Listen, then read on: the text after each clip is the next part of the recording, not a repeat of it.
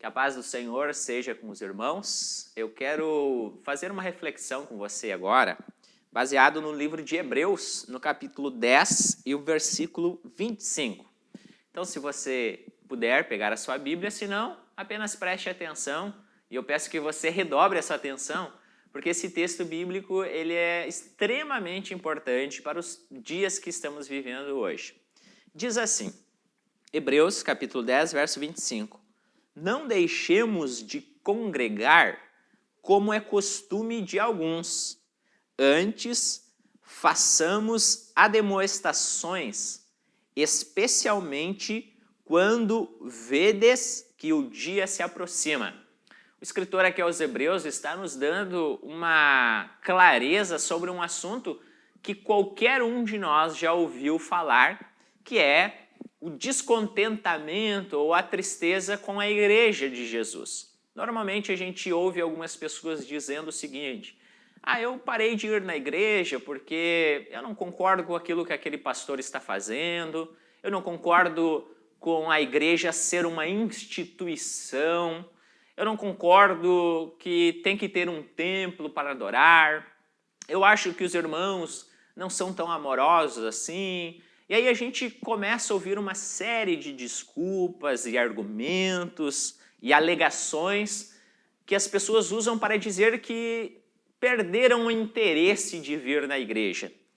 Mas o escritor aos Hebreus está nos trazendo, chamando a nossa atenção para algo bem importante, que estas coisas não podem ser um motivo para nós deixar a congregação.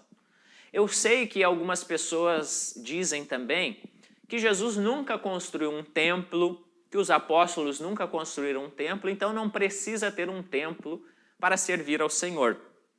Ocorre que tanto Jesus como os apóstolos, eles frequentemente participavam do templo em Jerusalém e das sinagogas, que eram uma espécie de pequenas congregações mais localizadas nos vilarejos, onde eles se reuniam todos os sábados para estudar as Escrituras, para meditar sobre as coisas de Deus, para ter comunhão uns com os outros.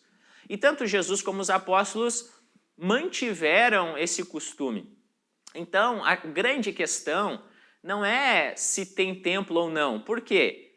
Jesus também se reunia nas casas, óbvio, os apóstolos também se reuniam nas casas. Então, esse argumento não é válido quando nós olhamos para as Escrituras, porque Jesus e os apóstolos frequentavam o templo, frequentavam as sinagogas e também se reuniam nas casas.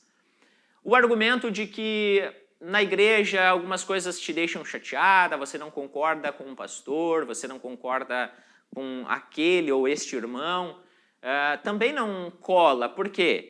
A igreja é uma comunidade onde pecadores estão inseridos. Quando nós nos convertemos, apesar da Bíblia dizer que nós nos tornamos santos, e realmente nos tornamos santos porque Jesus nos justifica, ou seja, Ele perdoa os nossos pecados, Ele apaga os nossos pecados e diante de Deus nós somos santos. Mas não é porque acontece isso que nós deixamos de ser pecadores, não. A nossa natureza pecaminosa ainda está em nós. E porque nós somos pecadores, então certamente, uma vez ou outra, e com uma certa frequência, a gente vai cometer alguns deslizes, alguns pecados, inclusive os pastores e líderes. Obviamente que nós somos chamados pelo Senhor para viver uma vida de santidade, mas isso não quer dizer que nós nunca vamos errar, que nós nunca vamos pisar na bola, que nós nunca vamos decepcionar alguém. Mas olha o conselho bíblico do escritor aos Hebreus. Não usem esses argumentos que eu citei para vocês como uma desculpa para abandonar a sua congregação. Não. O escritor está dizendo, não deixem de congregar. Pelo contrário, admoestem. Ou seja, o que é admoestar? É disciplinar, ou aconselhar, ou ajudar com um coração bondoso e misericordioso aquele que está falhando. Então as Escrituras estão nos dizendo, não abandonem a congregação por causa de uma falha ou de outra, porque você não concorda com isso ou com aquilo. Pelo contrário, coopere para que esta igreja seja aperfeiçoada segundo as Escrituras. Trabalhe com os teus irmãos, aconselhando, sentando com eles e com as escrituras abertas para entender que tipo de igreja agrada ao Senhor. Aproveite as reuniões com os irmãos para meditar nas escrituras e juntos com as escrituras e a ação do Espírito Santo buscar um aperfeiçoamento para que nós todos, como igreja de Jesus Cristo, estejamos na medida que agrada ao Senhor, para que nós sejamos uma igreja que realmente é igreja e uma igreja que é relevante, uma igreja que cumpre com a sua missão. Então, o ensino bíblico não é para nós abandonar a congregação quando alguma coisa nos deixa desconfortável. Não, pelo contrário, é para nós estar ainda mais inseridos, é para nós nos colocar ainda mais à disposição, é para nós servir ainda mais. Para quê? Para que nós sejamos cooperadores para o aperfeiçoamento da obra. E aí, o escritor termina o texto aqui dizendo por que fazer isso? Porque a vinda de Jesus está próxima. Quando Jesus vir na segunda vinda, aí as coisas se tornarão perfeitas. A igreja será perfeita, eu e você não seremos mais pecadores, o pecado será tirado do mundo, o reino de Deus será implantado de uma forma plena, então não haverá mais imperfeição. E aí, quando Jesus vir, as coisas sim não terão mais desconforto algum. Mas até lá nós somos incentivados a cooperar para que a igreja continue, para que a igreja avance, para que a igreja seja aperfeiçoada por meio das escrituras, por meio dos dons, por meio da comunhão entre os irmãos. E mais ainda, não só porque nós temos a esperança da vinda de Jesus, mas é que para que no meio do caminho eu e você não desanimemos, não deixamos criar raiz de amargura no nosso coração, não fiquemos tristes e abatidos ao ponto de perder a nossa fé.